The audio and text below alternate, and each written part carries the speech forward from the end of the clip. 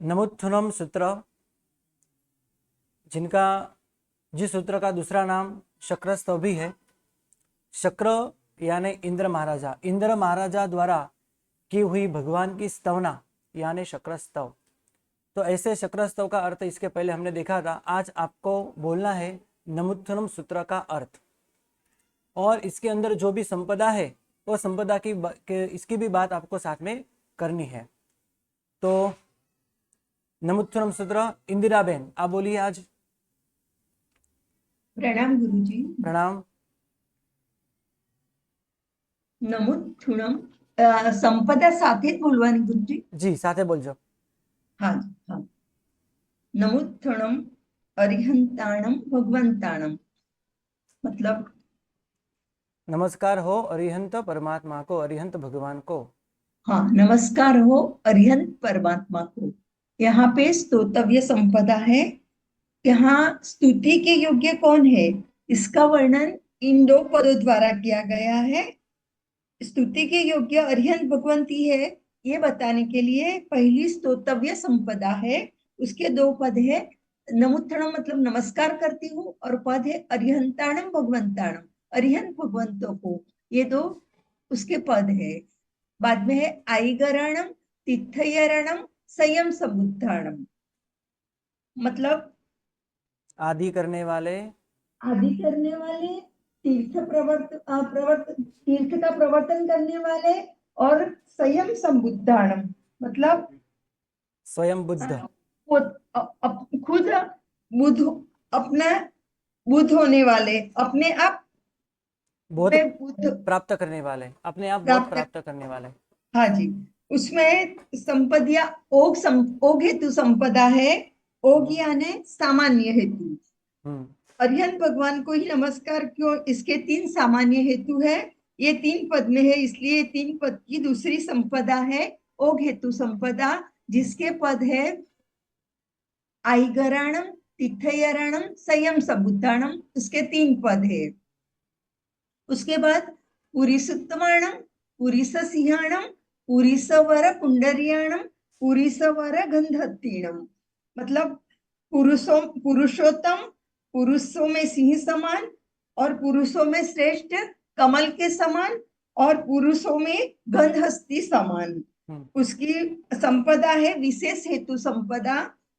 अरिहंत परमात्मा स्तुति करने योग्य है। उनके हेतु कौन से है, ये चार पदों द्वारा अरिहंत परमात्मा की असाधारण स्वरूप वाली विशेष हेतु संपदा है। उसके उसके भी ये चार पद है। पुरीसुत्तमाणम, पुरीससिंहाणम, पुरीसवर पुंडरियाणम, और पुरीसवर गंधत्थीणम।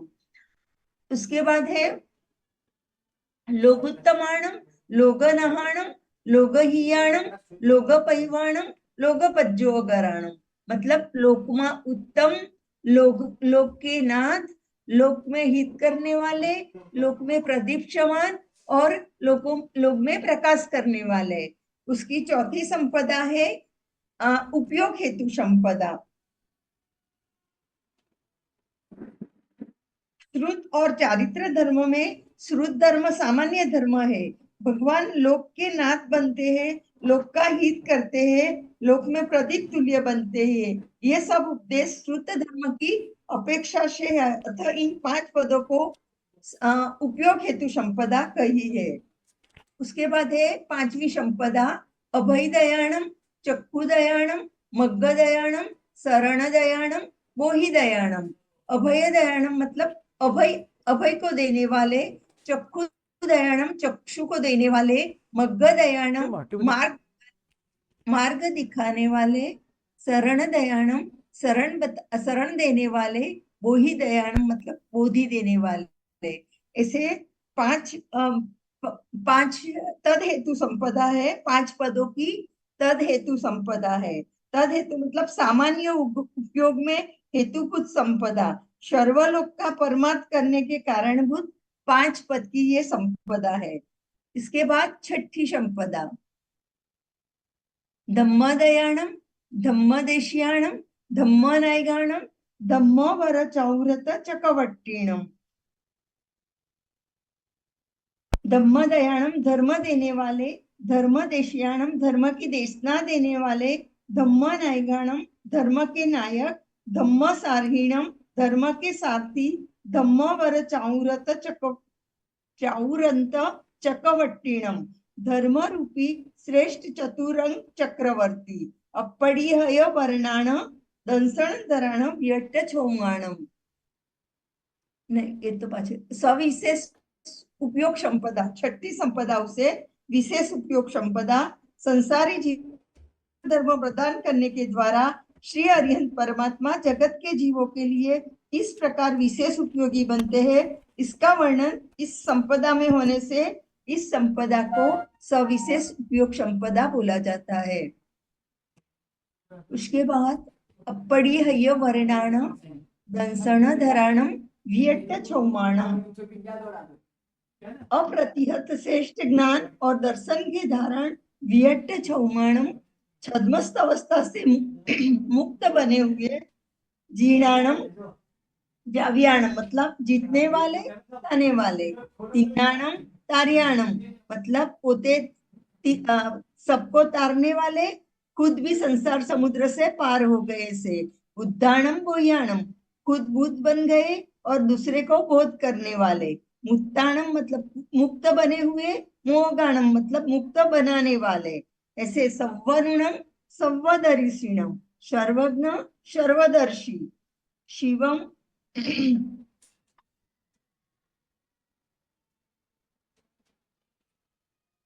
एक ये 8वीं निज फल निज समफल संपदा है।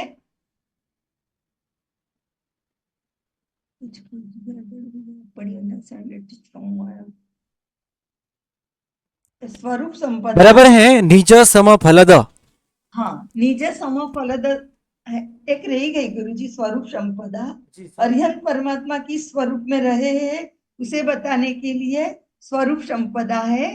उसके बाद 10वीं संपदा, 9वीं संपदा मोक्ष संपदा सव्वनुणम सव्वदर्शिणम, हाँ ने गुरुजी बराबर छे। सर्वज्ञ सर्वदर्शिणम सर्वदर्शी, शिवम उपद्र रहित, अयलम अचल, अरुवम व्याधि रहित, अनंतम अनंत, अक्षयम अक्षय, अव्यावहम अव्यावाद, अपुनरावृत्ति मतलब जहां से वापस लौटना नहीं है ऐसे।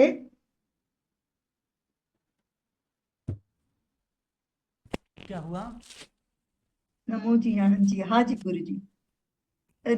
सिद्धि हाँ, ये संपदा मोक्ष संपद, जीर्णाणम जाव्याणम तीर्णाणम तार्याणम बुद्धाणम बोह्याणम मुत्ताणम मोगाणम, ये चार पद, ये 8वीं संपदा 4 पद की है। इसका नाम निज समफलत संपदा है। निज समफलत मतलब પોતાના સમાન, अपने समान फल देने वाली संपदा। भगवान ने साधना द्वारा जो फल प्राप्त किया है वो फल वे अपने भक्तों को भी प्रदान करते हैं। ये इसलिए इसका नाम निज सम फल संपदा है। और लास्ट में मोक्ष संपदा सव्वनुणम सव्वदर्शिणम मतलब सर्वज्ञ सर्वदर्शी, शिवम उपद्रव रहित, अयलम अचल, अरुवम व्याधि रहित, अनंतम अनंत, अक्षयम अक्षय, अव्यावहम अव्यावाद, अपुनरावृत्ति मतलब जहां से वापस लौटना नहीं है, ऐसी मोक्ष फल संपदा है। क्योंकि मोक्ष के स्वरूप को समझाने वाली ये संपदा है, इसके लिए इसका नाम मोक्ष फल संपदा है। ओके, बहुत अच्छी तरह से आपने आज ये बोला है, हमेशा के लिए आपको ये याद रखना है। ओके, तो हमने कल अरिहंत परमात्मा के 34 अतिशय को बात की। भगवान के 34 अतिशय है और साथों साथ उसी प्रकार उनकी वाणी भी 35 गुणों से युक्त है। तो सबसे पहले अतिशय की बात करें तो अपया पगम अतिशय, वो भी 2 प्रकार के यहाँ पे बताए ये हैं। चिमनी हमણાં મોકલે તો સારું પડે ને જરાક।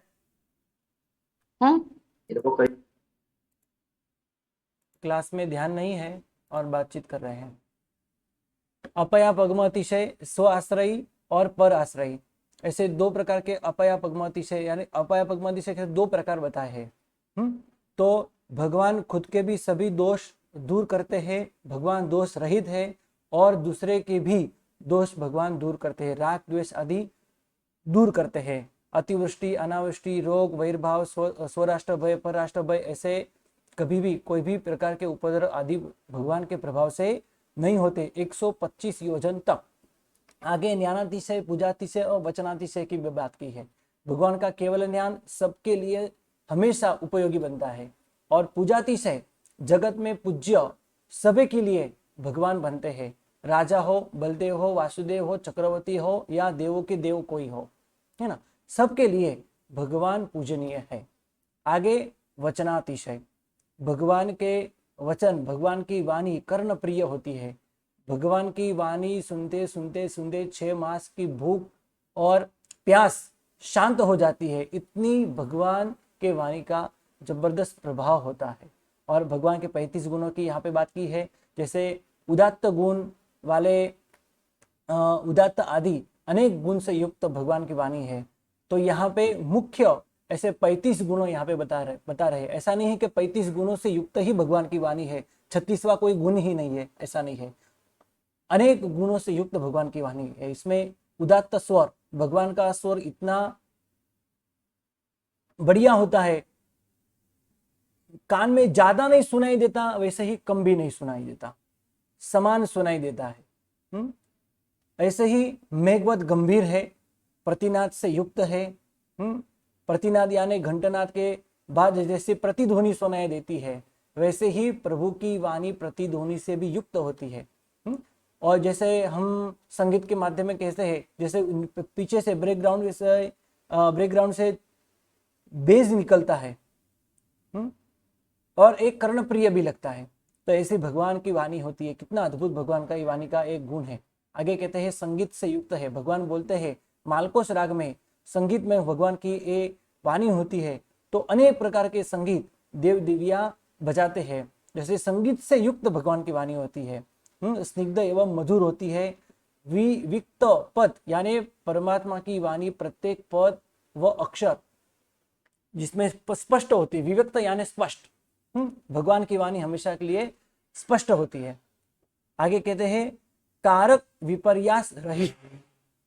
परमात्मा की वाणी में कर्ता, कर्म, करण, संप्रदान, अपादान, गौण कर्म, गौण और अधिकरण, ये सभी कारक विद्यमान होते हैं। कारक यानी आपको मैं बताऊं कि संस्कृत के अंदर ऐसे प्रथमा विभक्ति, द्वितीय विभक्ति, तृतीय विभक्ति, चतुर्थी विभक्ति, पंचमी, षष्ठी और सप्तमी, अष्टमी नहीं संबोधन जिसे कहते हैं, तो ऐसे विभक्तियां बताई है। और विभक्ति को ही संस्कृत में कारक कहा जाता है। तो प्रथम विभक्ति कर्ता को लगती है, तो कर्ता भी कारक है, कर्म भी कारक है, करण भी कारक है, संप्रदान, अपादान, गौण, अधिकरण, ये सब कारक है। तो कारक विपर्यास रहित कहते हैं कि परमात्मा की वाणी में कर्ता, कर्म आदि कारक विभक्तियों में किसी प्रकार का विपर्यास नहीं होता। यानी कर्ता, कर्म आदि जो भी वाक्य के अंदर होते हैं वो सब स्पष्ट हमको दिखाई देते हैं। एक क्रिया करने वाले है, एक क्रिया है, इसके द्वारा क्रिया हो रही है, ये इससे छूटा अलग हो रहा है, एक गौण कर्म है, ये अधिकरण है, सब कुछ हमको स्पष्ट दिखाई देगा। यानी इसके अंदर विपर्यास कभी नहीं होता। एक कर्ता है, जैसे हम कुछ बोलते हैं ना, तो इसमें कर्ता कौन है और क्रिया कर्म कौन है पता ही नहीं चलता। जैसे कि गुजराती में मैं कहता हूं कि रावण जितायो, तो ऐसा पहले ही हमको सुन के क्या लगता है कि रावण जीत गया, ऐसा ही लगता है ना, क्योंकि ये हमारी अज्ञानता है, ये हमारी क्या है, अज्ञानता है। सुन के तुरंत उनको ऐसा लेकर रावण जितायो, तो इसका मतलब ये है कि राम के द्वारा रावण जीत गया, यानी रावण हार गया और राम जीत गया। इसका अर्थ क्लियर है। वाणी सुनते समय कर्ता क्रिया का कभी भ्रम नहीं होता। भगवान जो भी कुछ बोलते हैं हमको ऐसा ही लगता है सब कुछ स्पष्ट है, कभी भ्रांति नहीं होती। भ्रांति रहित होनी ये भी एक गुण है जो आगे आपको बताया है। अभिजात्य शब्द रचना, परमात्मा की वाणी में शब्द रचना अभिजात्य अर्थात परमात्मा की भूमिका और विवेचनीय पदार्थ की भूमिका के अनुरूप होती है। जैसे भगवान के मुख में से शब्द निकल वैसे ही भगवान की एक्शन होती है। ऐसा नहीं शब्द कुछ अलग बोला जा रहा है और एक्शन कई अलग है, ऐसा कभी नहीं होता। संस्कार युक्त भाषा होती है, यानी वाणी के अंदर शब्दों के अंदर हमको संस्कार दिखाई देते हैं। शिष्टता युक्त वाणी, प्रभु की वाणी शिष्टता युक्त होती है। उचित वाणी, शिष्ट वाणी, हृदयम गम वाणी, भगवान की वाणी श्रोताओं को दिल को छू जाती है। आश्चर्यकारी, अद्भुत वाणी, प्रशंसनीय, सरलता, संदेह रहित, विभ्रम आदि रहित, अन्यतरहीन। अबे अन्यतरहीन यानी परमात्मा की वाणी के किसी प्रकार का दूषण नहीं होता, उसमें से कोई भूल निकाल नहीं सकता। इतनी सुंदर भगवान की वाणी होती है। अप्रकीर्ण, अप्रसृत वाणी, परमात्मा की वाणी में संबंध रहित पदार्थों का प्रतिपादन नहीं होता। जिसका कोई संबंध ही न हो, जिसकी कोई यहाँ पे बोलने की कोई जरूरत ही ना हो और भगवान बोलते हैं, ऐसा कभी नहीं होता। बल्कि संबंध के अनुरूप ही शब्द की रचना भगवान की होती है। आगे पीछे भी संबंध बहुत अच्छी तरह से होता है। व्याघात रहित होती, इसका अर्थ हमने कल किया। स्वश्लाघा व परनिंदा रहित, अमर्म वेदी, महान अर्थ वाली, उदार वाणी, धर्म अर्थ प्रतिबद्ध, तत्वनिष्ठ वाणी, साकांक्ष वाणी, अनेक जाति विचित्र। इसके बाद अविच्छिन्न वाणी, अनति विलंबता रूप वाणी, अखेद वाली वाणी और सत्व प्रधान। यहाँ पे 31 नंबर का बताया नहीं है और यहाँ पे शब्द भी बहुत बहुत अलग अलग है। तो किसी पुस्तक के अंदर 31वीं जो भगवान की जो वाणी का गुण है वो तो हम कभी देख लेंगे। तो यहाँ पे बाद में अंतिम गुण बताया है सत्व प्रधान वाणी। किसी को कोई प्रश्न हो इस 35 गुणों के अंदर तो आप पूछ सकते हो। जी जूली बहन बोलो। जूली बहन। गुरुजी। जी गुरुजी, अनम्यूट नहीं हो रहा था। जी गुरुजी, मैंने कल कहा था ना, तो मैंने सब नोटिस किया था कि कौन कौन से एक जैसे लग रहे थे सब, और उनका सब गूगल में सर्च भी किया था। तो थोड़ा स्क्रॉल कीजिए ना गुरुजी। बाहर हो तो बुक्स मेरे हाथ में नहीं है।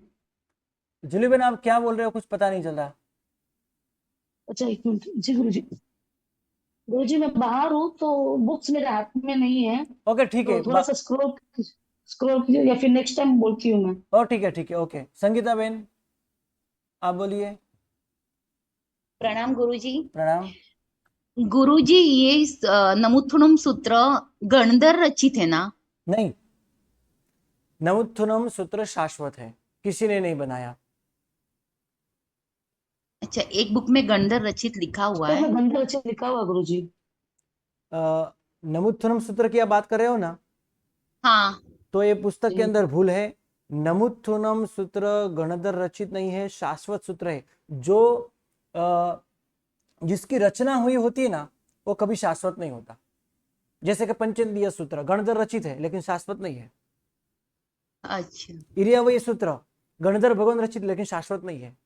आपको हमको इतना तो पता ही है कि नमुत्थुनम सूत्र शाश्वत है, राइट? हाँ। हाँ, ये बात मैं जरूर आपको बोलूंगा कि गणधर भगवंतों उन्होंने ही नमुत्थुनम सूत्र हमारे सामने प्रकट किया है, हमको बताया है। क्योंकि भगवान तो नहीं बोलते, भगवान को बोल के हमको बताते नहीं कि नमुत्थुनम सूत्र आप सब बोलो, ऐसा तो भगवान नहीं बोलते, राइट? हाँ गुरुजी। जैसे नमस्कार महामंत्र भी भगवान कभी नहीं बोलते, तो हमको कैसे नहीं। पता था? भगवान ने कभी नमस्कार महामंत्र बोला ही नहीं, तो हमको कैसे पता चला नवकार महामंत्र इस तरह से है? नमो अरिहंतानम, नमो सिद्धानम है। चलो हम बात करते हैं कि आदिनाथ भगवान थे तब। हाँ, सबसे पहले किसी ने तो बोला होगा, भगवान तो नहीं बोलते। भगवान को केवल केवल दर्शन की प्राप्ति हुई बाद में। और जिनको उसको तुरंत केवल ज्ञान की प्राप्ति हो तो तुरंत मोक्ष में चले गए। तो भगवान के सामने नमस्कार महामंत्र प्रकट किसने किया, बताया किसने, गणधर भगवंतों ने बताया। वैसे ही यहाँ पे भी नमुत्थुनम सूत्र हमको गणधर भगवंत ही बताते हैं। गणधर भगवंत ने बताया है, रचना गणधर भगवंत ने नहीं की, क्योंकि ये 2 प्रतिज्ञाओं के ऐसे 2 प्रतिज्ञाओं के अंदर एक नवकार महामंत्र